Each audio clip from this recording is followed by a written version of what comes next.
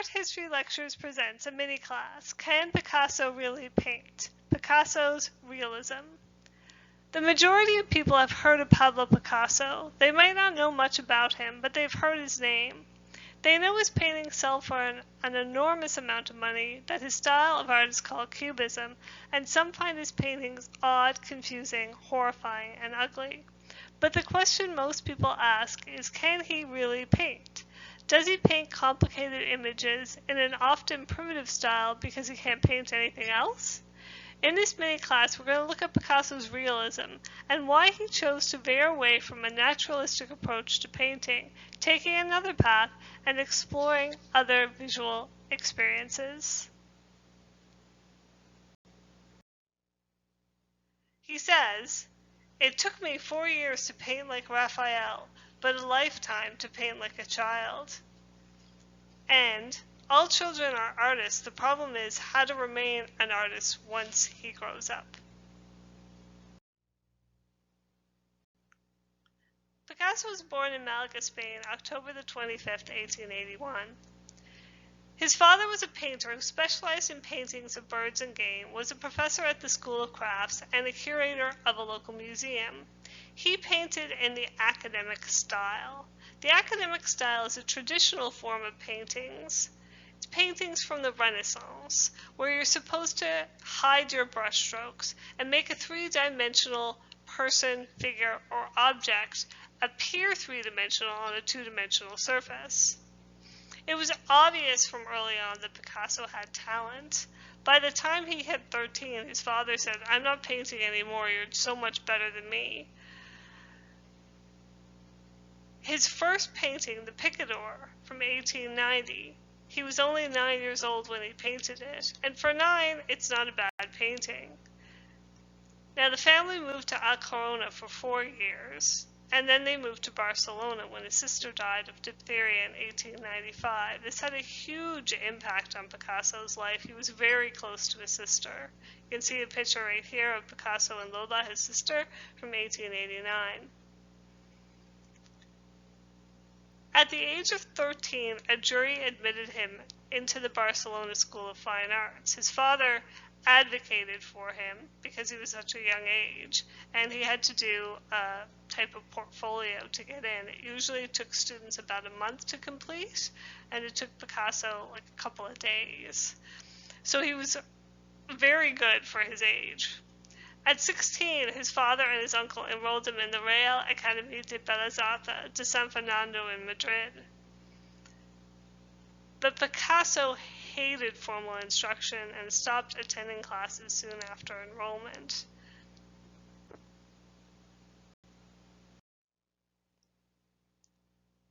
This is an example of academic style, and this is the style of painting that Picasso's father tutored him in. So this is an academic study of 1890, so it's a watercolor. So they use plaster statues, plaster body parts to replicate the human body and human anatomy. So these are all paintings that Picasso did at a very young age. This is a study of a torso from 1892, and plaster male torso from 1893. So you can see that technically Picasso was very good at replicating the human body.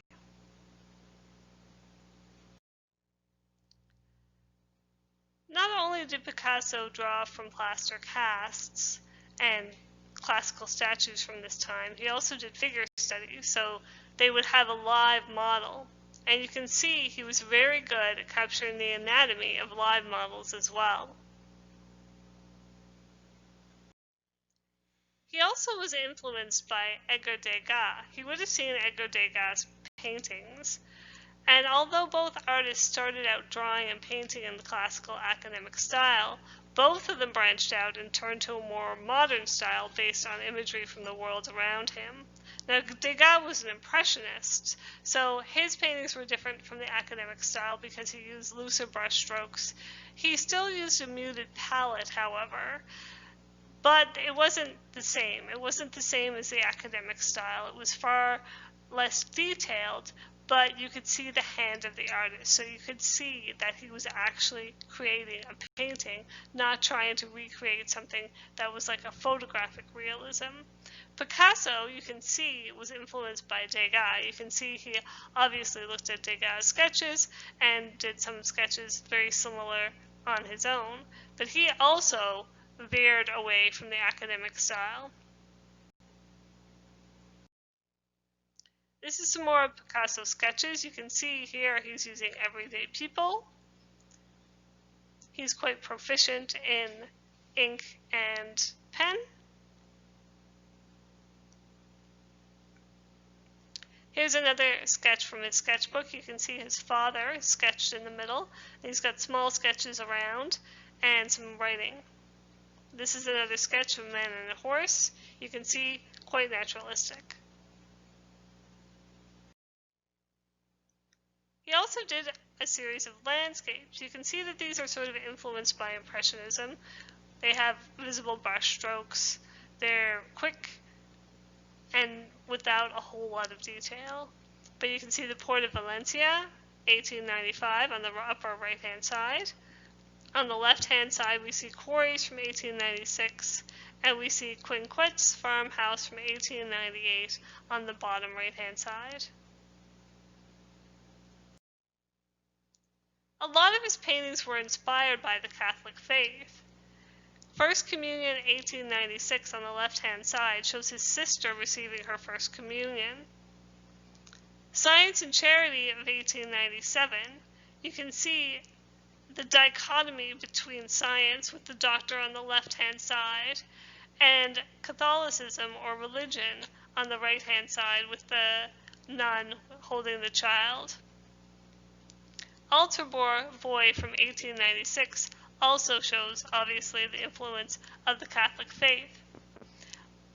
These paintings were some of his first major paintings, especially Science and Charity. It was done on a larger scale, and larger scale paintings at the time meant that they were better than others. So these were some of his paintings that really started to make him stand out as an artist. These are some of Picasso's portraits from the time when he was also a young age. So this is a portrait of the artist's mother from 1896, and Old Man in a Bray from 1895. You can see he's using naturalistic brushstrokes, true-to-life color palette, and everyday subject matter. The people that he paints would have been family, friends, relatives, or people that he saw every day.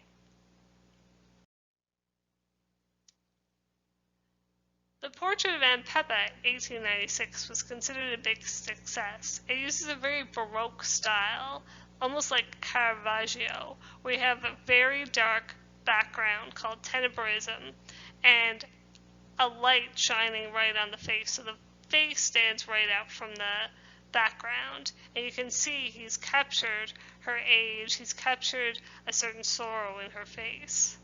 On the right-hand side, we have the artist's father, 1895. We also have a blue sketch of his father as well. So he's using different mediums to also capture people's faces in portraits.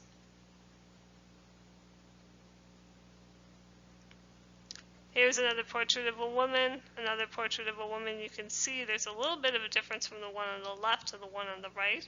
The one on the right is a little bit more naturalistic, and you can see on the left he's starting to veer a little bit towards his blue period style, where the brushstrokes are even more visible, and the face is less naturalistic with less light and shadow, less chiaroscuro, which means using light and shadow to model the face. Whereas on the right-hand side, we can see, even though it's a watercolor, we can see that he's captured the detail, he's captured the light and shadow, he's made the person look very realistic, very much like she's a three-dimensional figure in a two-dimensional space. These are just a couple of other sketches that he did. You can see there's a man at a desk on the right-hand side and his sister Lola on the right-hand side. His sister Lola is very much like his paintings he did when he first went to Paris. You can see the brush strokes, you can see the lack of detail in the hands. You can see the brighter color starting to come through. Picasso went to Paris for the first time in 1900 with his friend Carlos Casagemas. We see here on the left-hand side, Picasso has captured Casagemas' likeness. They were very good friends and spent a lot of time together in Paris. They actually stayed in the same apartment together in Paris. There's a character of him and Casagemas in the middle. He also did some sketches of Casagemas that you can see on the right-hand side. But Carlos had a very troubled life, and Picasso saw that he was having some mental health issues and actually went back to Spain with him, hoping that his family could help him out. But it wasn't quite successful. When Casagemas was back in Paris, he was in love with a girl named Germaine. But Germaine rejected him because Casagemas was impotent. So at a nightclub one night, he took a gun and shot at Germaine. He missed, but then he put the gun to his temple and pulled the trigger and killed himself. And this, of course, triggered Picasso's blue period. It was a period of depression, desperation, and poverty. On the lower left-hand side, on the painting of Casagemas in a reclining pose, is actually a portrait Picasso did of Casagemas after he had passed away.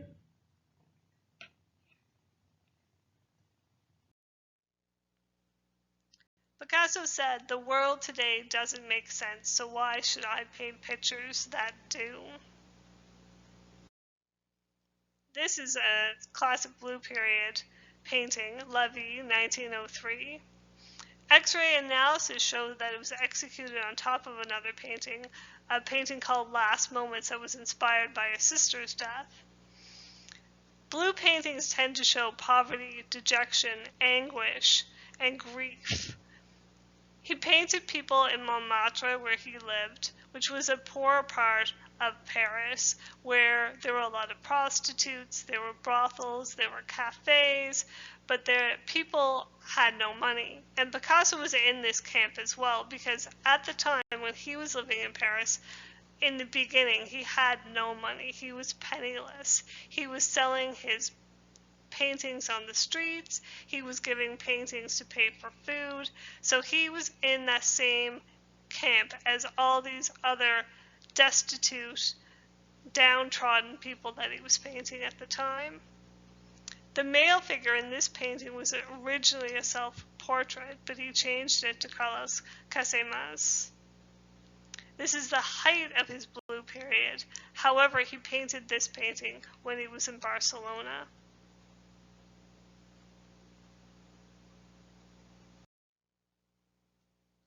These are several self-portraits that he did. You can see an early one in 1896, a sketch in 1900, and then in 1901, sort of a blue period piece as well. You can see, still, his paintings are very naturalistic. They're very true to life. Even in his blue period, when he was starting to lose that detailed academic style, they're still very realistic. This is Solar Taylor portrait, 1903. It's another portrait in the blue period style. You can see he's got a glass of absinthe on the left. He's holding a pipe in his hand. And then we have Celestina in 1904. And you can see this woman looks very unhappy. She's got a veil, she's got dark clothing, she's got that blue pallor from the blue period, and she also seems to be blind in one eye. He moves on to the rose period after the blue period, so his paintings get a little bit lighter, and we can see this in 1905, Woman with a Child. Still naturalistic. You can still see shadows, you can still see details in her face. The same with Maternity with a Red Curtain, 1922. Now this was a little bit later on, but he still has that naturalistic look. You can still tell very clearly it's a mother and child. Unfinished, or purposely unfinished, but you can see that he's still using a naturalistic style even later on. Picasso also painted children. We have Child with the Dove from 1901 on the far left-hand side. You can see it's less naturalistic than some of the others on this page.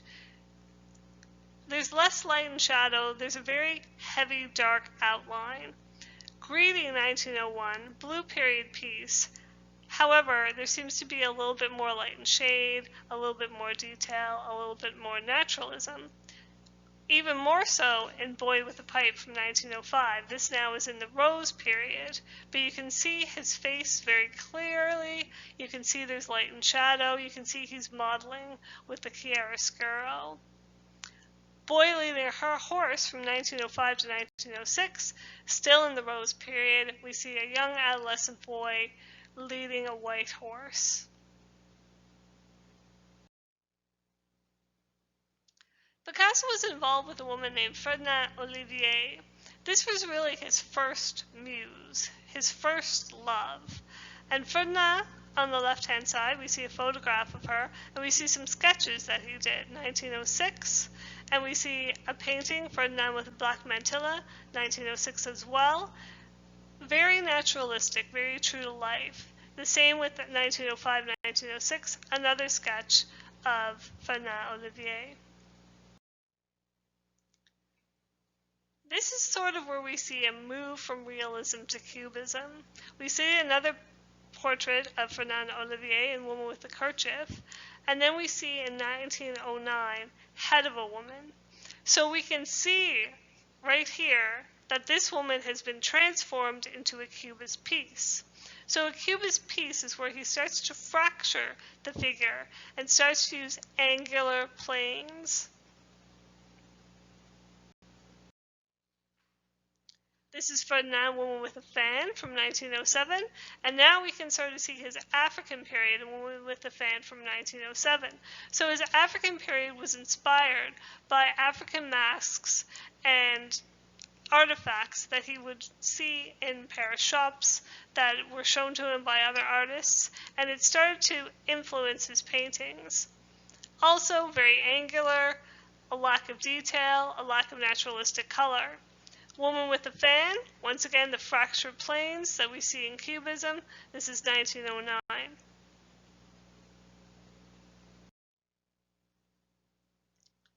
Now after Ferdinand, he actually married Olga Koklova, and Olga was a ballet dancer in the Ballet Russe. Picasso at the time was painting backgrounds for the Russian ballet, and that's where he met her.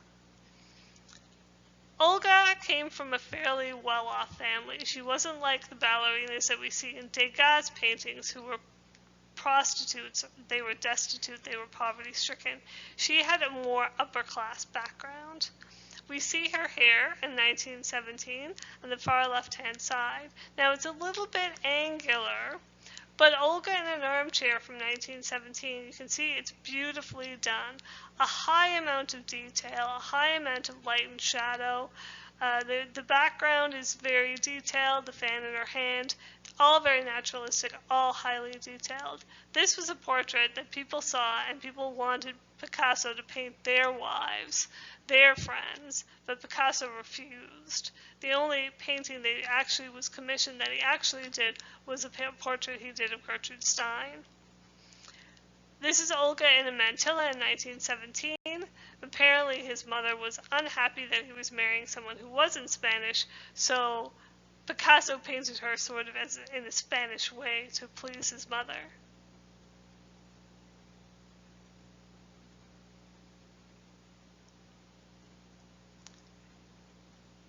These are some more portraits of Olga. There's Olga in 1918. You can see he's using a dark background, but it's a very naturalistic portrait of her face.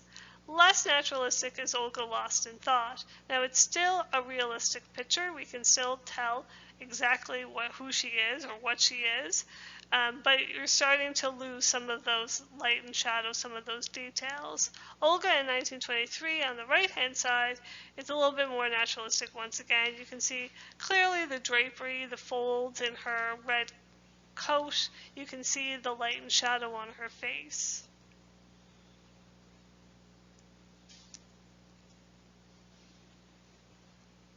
But now Picasso is starting to use Olga in a different way. So he's starting to use a less naturalistic approach. We can see here in the woman or Olga reading in an armchair from 1920. She's got those massive hands. It's disproportionate. Her face has lost the detail. And we see even more so Dance of 1925. Dance of 1925 is definitely more characteristic, more what we think of when we think of Picasso. Even more so Head of a Woman, Olga Picasso in 1935. It's almost impossible to tell what it is, who it is. He's used geometric shapes to form the painting and very bright, highly unrealistic colors. These are sketches of Mary Therese Walter. Picasso met her when he was still married to Olga. She was 17 years old at the time. Now, he hadn't divorced Olga. Mary Therese was his mistress, and even when Olga found out about it, Picasso would not divorce her because he did not want to share half his assets, especially half his paintings. But he was quite successful and wealthy at the time, so he bought Mary Therese an apartment right across the house he was living in with Olga. You can see the face of Mary Therese, 1928, a lot of shading. Face of Mary Therese, date unknown, and Mary Therese Coiffée de Mary from 1930.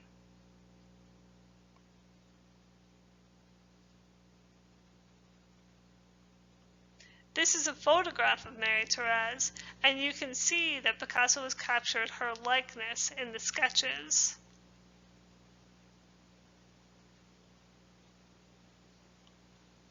These are his more well-known portraits of Mary Therese Walter. Le Rêve on the 1932, you can see he's lost all naturalistic color palette. There's a total lack of detail and some abstraction. This painting is so well known because Steve Wynn, who owned it, put his elbow through it when he was showing it to Barbara Walters. He ended up having to have it restored and then sold it for over $100 million to Steve Cohen. Avec un Guirlande in the middle from 1937, we see Picasso using a technique where he's showing two perspectives in a single painting. So he's showing Mary Therese in profile and front on, which is the reason for the different positions of the eye. Portrait in 1937, even more abstract. We see her with a color palette that's very different. She's got a blue face, she's got a lot of patterning, a lot of abstracted figures, a lot of geometric shapes, a complete loss of naturalism here. We can still tell that it is a woman, but she certainly doesn't look true to life. Dora Maar, 1936 to 37. So Dora Maar was still during Mary Therese phase, and they actually had quite a brawl at one point in time that Picasso found very amusing.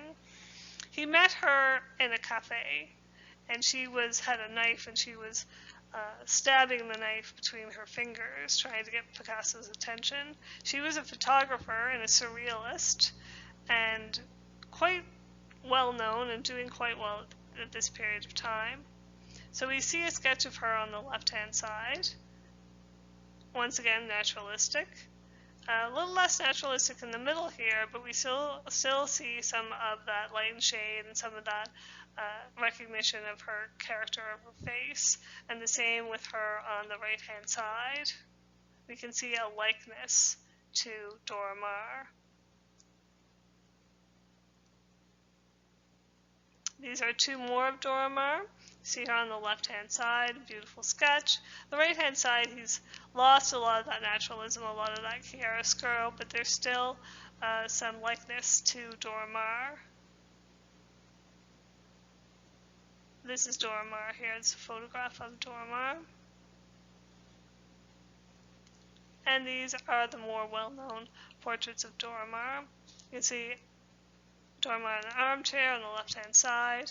Same with her hand on her face in the middle. Typical pose of Dora Maar.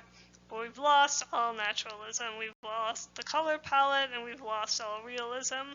And then there's Crying Woman on the right-hand side. He did a whole series of crying women based on Dora Maar.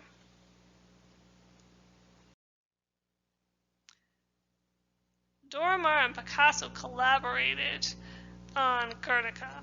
It was Dora Maar who pushed Picasso to do Guernica, probably one of his most famous paintings. It's a huge mural, and Dora Maar documented Picasso painting it with photographs. So it's a painting that is about the bombing of a town called Guernica by the Luftwaffe. It was a civilian city and many innocent people died.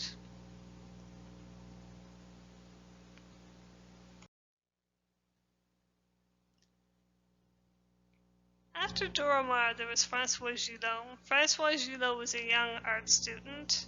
She is called the woman who said no because she is the only woman who actually left Picasso. This is Françoise Gillot in 1946. There aren't a whole lot of naturalistic portraits of Françoise Gillot.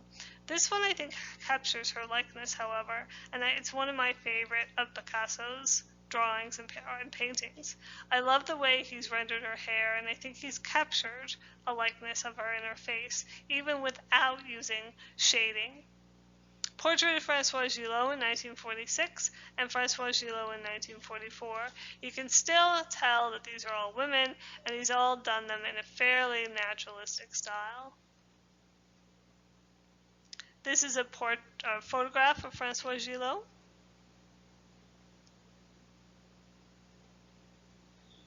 And these are three more portraits of Françoise Gillot. Portrait of a Woman from 1946. You can see he's dissecting her with lines and using a lot of geometric shapes to create her face.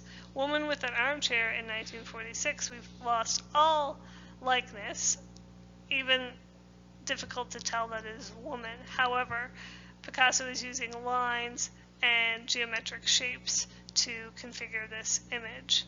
Woman with a Flower from 1946 was actually inspired by Henri Matisse. Francois and Picasso had visited him several times, and Matisse said if he painted Francois, he would paint her with pale blue skin and green hair. So Picasso took this and created her as a flower. So she's got the pale blue skin and green leaves as her hair. Jacqueline Roch was Picasso's last woman. He actually married Jacqueline after Olga had passed away. This is a portrait of Jacqueline from 1955. You can see her profile picture captures her likeness. Portrait of Jacqueline in 1963. Her eyes are a little bit large, but you can still see a likeness to her, and a beautiful sketch untitled in 1954 of Jacqueline.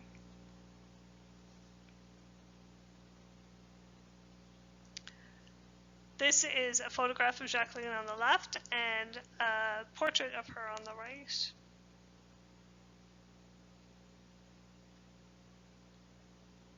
And these are some more typical Picasso paintings of Jacqueline. We see her in a Turkish costume in 1955.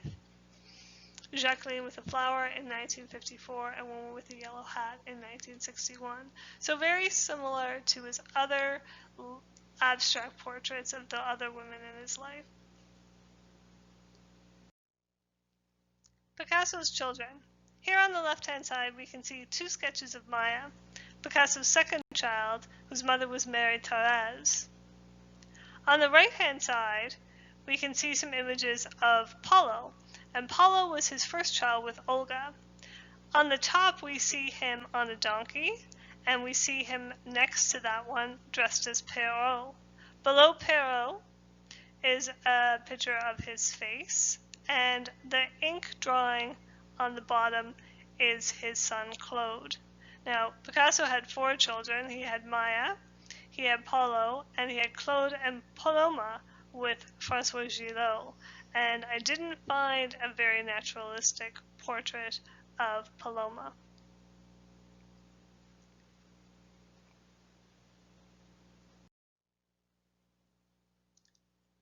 Picasso said there is no abstract art. You must always start with something. Afterward, you can remove all traces of reality. So this is Picasso's process. He started off with sketches that were quite naturalistic, and then he started removing things from those sketches to make them less and less realistic and more abstracted.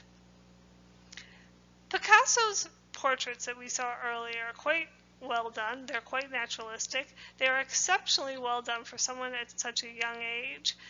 They aren't to the level of Titian. They're not to the level of Leonardo or Raphael, but they are quite good. So one wonders if he took the academic approach and continued on the academic approach, how well would he have done? He seemed to have a lot of potential, but he decided to go in a different way. He decided to change up his art and go very abstracted and very different.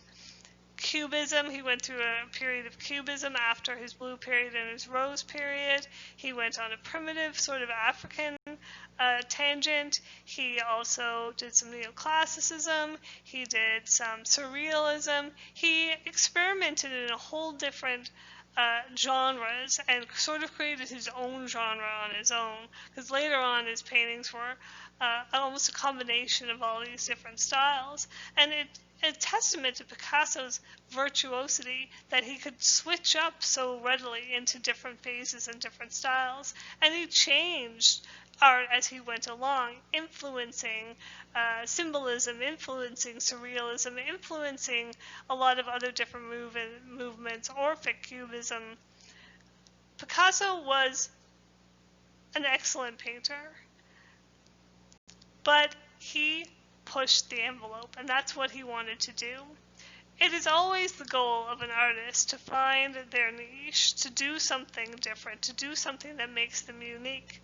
Picasso was inspired by Matisse's Joie de Vivre, which is a painting that uses highly unnaturalistic colors, very bright palette, different perspectives in the same painting. And this inspired Picasso to push his own art forward, to move it into a different direction.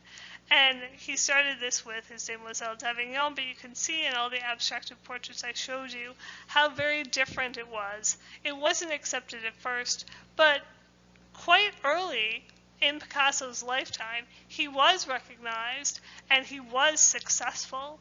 So it's all about finding your niche. It's all about finding your own way. And Picasso went in a very different way. But that's why he is Picasso. He said, when I was a child, my mother said to me, if you become a soldier, you'll be a general. If you become a monk, you'll end up as the Pope. Instead, I became a painter and wound up as Picasso. And Picasso is a colossus in the art world. He overshadows most painters. A lot of painters were jealous of him. A lot of painters said there's no way we can surpass Picasso. And Picasso's paintings sell for hundreds of millions of dollars. So this is part of his process. You can see this is Sylvia David, nicknamed Sylvette, 1954. He painted her when he was living in Vallauris in the south of France. This is just a photograph of the two of them together. And this is a sketch, the straight resemblance, the grip and proportions of Sylvette. And then he did a sketch to capture the personality of the model. So you can see this sketch with a lot of hatching. Then he started to dislocate the geometric plane. So you can see how he's fractured the painting here. You can still tell it's Sylvette, but she's looking less and less like reality. And then the finished painting over here, we have the finished painting much more like Picasso's classic style. And so we can see the transformation from Sylvette in the sketch on the left-hand side to the finished painting on the right-hand side.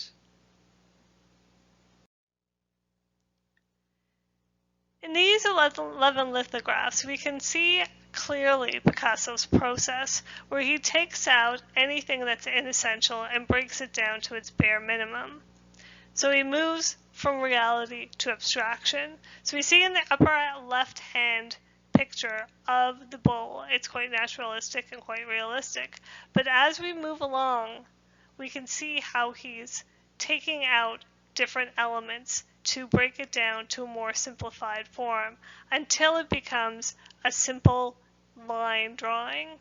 So this shows how his progression works, a technique that he uses to create his abstract paintings.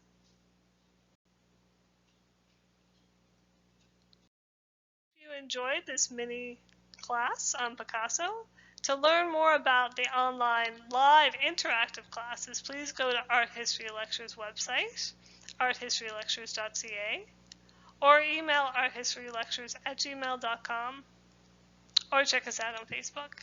Thank you.